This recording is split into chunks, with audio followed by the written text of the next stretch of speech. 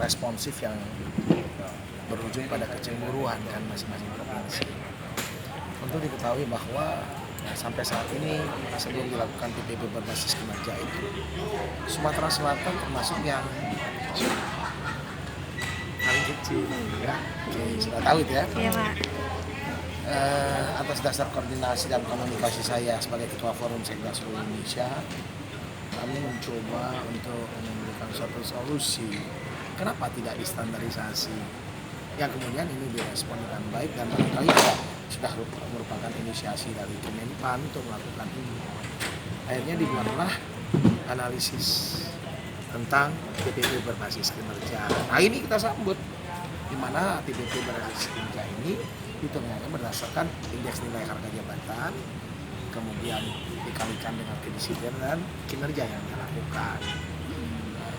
Kalau tingkat absensi itu juga masuk di sana. Jika ada yang tidak masuk, otomatis turun dia.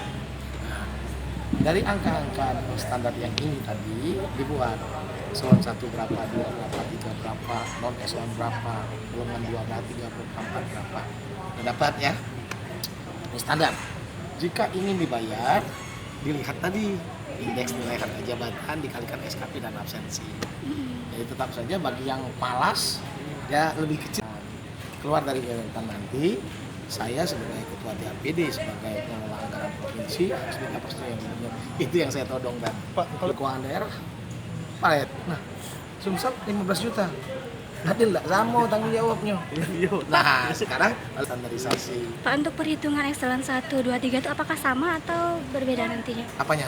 Perhitungannya, untuk penghitungannya. Sama, dia dengan angka yang sama. Misalnya golongan 1 50 juta, eselon 1 50 juta.